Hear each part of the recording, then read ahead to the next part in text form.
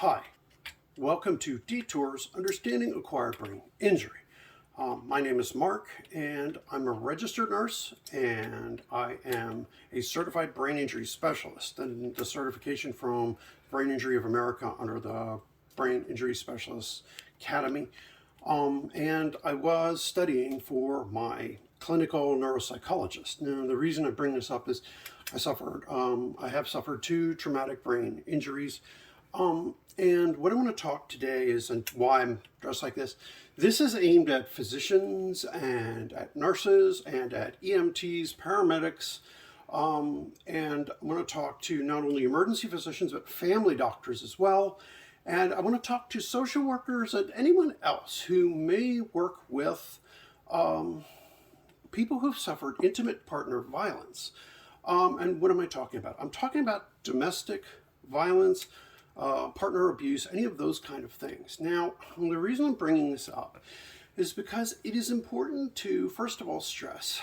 In this country, we have this idea that it's just poor women or women who are in broken down apartments or drug abusers, alcohol abusers. We have these stereotypes. And part of the reason we have these stereotypes is it is easier for us to dismiss these victims as outsiders of society. It allows us to ignore what goes on.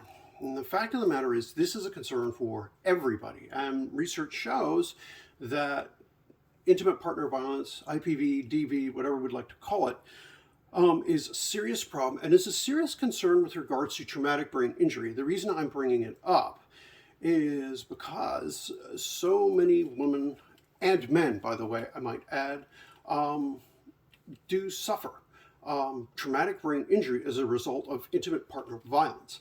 And often it is a tactic that is used by abusers, regardless of gender, in order to hide the abuse and their attempts to control, and also to cause deliberate damage so that they can numb their partner or so that they can exert more control.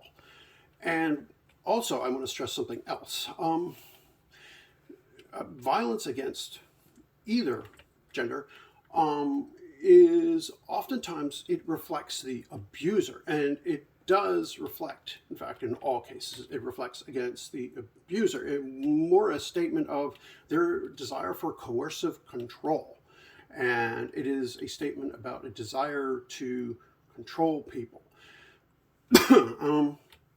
I also want to say that many times the reason the stats are skewed the way they are is because those of greater affluence or women who are professionals, they feel that if they admit to it, that it will diminish their status, it will diminish their control, and it will diminish their position in society. And so studies of affluent women as well as professional women, you see that they often don't talk about what's happened. So the reason I'm talking to doctors, nurses, others, is that so you can recognize, especially the EMS providers and police officers, when you come on scene, there are things you can identify, even if no one is willing to say, hey, this happened to me.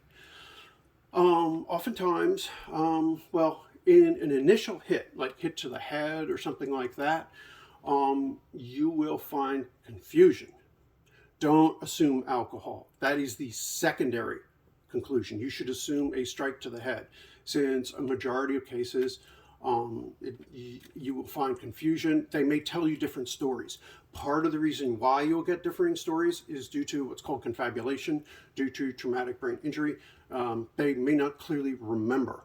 So when you see those kind of like, it happened in a bedroom, happened in a hall, whatever, confabulation due to traumatic brain injury, early symptom of concussion. You may find high anxiety or symptoms of depression. Again, symptoms of traumatic brain injury. Oftentimes it is memory that is most deeply affected due to either traumatic brain injury or due to anoxia from strangulation. Majority of cases, you will find that victims of repeat traumatic brain injuries due to hits to the head have problems with both memory as well as problems with executive dysfunction. So planning, organizing, thinking about the big picture, things like that. They'll also have trouble with social skills, and they will often have problems with like figuring out where to go, figuring out the next step. This is why you, as either the physician or the cop or as paramedic or whatever else, need to be the more assertive one. Also, don't ask the the abuse questions in front of anybody else, really. If you can get them in your truck, your car, whatever else, you can get the person that you think may be, get them into the ambulance, get them into the back of the police car, whatever else, for whatever reason you need to do that, to ask. Make sure that anybody else, because remember, it isn't just guys who do this. It can be a parent, grandparent, it can be kids. Get this person alone that you think may have it. Many times, especially if there's strangulation injuries, there will be hoarseness. And somebody say, oh, they were yelling a lot. No, no. Assume it's strangulation. That is a medical sign of strangulation. And look at the whites of the eyes. If they look like pink eye or kind of purplish or pink, that's often a sign of petechia, bleeding in the eyes. There'll be edema as well, swelling. Again, it looks like pink eye. That's a sign of strangulation, that someone choked. That often can reflect strangulation injury. And those are the people who oftentimes will have memory and who will have executive trouble making decisions, trouble with those kind of thoughts. When you get them to the hospital, many times, it won't show on a CT scan. These are microscopic injuries, and so it's small microvascular bleeding. Neuropsychological testing will reveal those kind of deficits more often. Something to bear in mind, repeat head injuries. Oftentimes you are at risk. If you have small concussions over and over, just like a football player can get CTE, chronic traumatic encephalopathy. I have a video about that. You're welcome to take a look at that. But some studies suggest that victims of traumatic brain injury from domestic violence, that they have more blows to the head and more damage than football players. So think about like your favorite football player and think what CTE looks like in them. That we oftentimes see in survivors of intimate partner violence. Again, it is important to look for symptoms that we may not initially think of as brain injury, but oftentimes look like alcohol intoxication, drug abuse. And many times you do see people who, victims will be drinking alcohol more often as an escape because they can't organize their thoughts enough to figure out what to do. So they'll use alcohol or drugs as an escape mechanism. As far as upper class homes, it can happen there. As far as, for example, physicians, 1 in 4 female physicians reports being a victim of intimate partner violence, and 1 in 6 male physicians reports being a victim of intimate partner violence.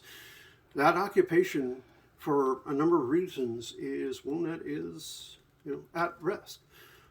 So keep it in mind. And wealthier men and women often don't like to report because they're in positions where they're afraid that if it's reported, they may lose their jobs. People may say, hey, you don't have the decision-making abilities to make a good judgment. So for prejudice, they don't report it. It doesn't mean it doesn't happen. So the index of suspicion should always be there. You should always first assume, then rule out, instead of assuming not, then rule in. So always rule in, then have to rule out. All right, so basically, I will be talking to EMS and police, medical, those kind of things with these kind of videos. If you see me in scrubs, I'm going to be aiming stuff at you guys. And I do plan on talking more about intimate partner violence. It is just something that is so important to talk about, talking about head injuries and how it relates. Thank you very much. If you want to learn more, make comments below, leave anything down below. Thank you very much, and please click like and subscribe.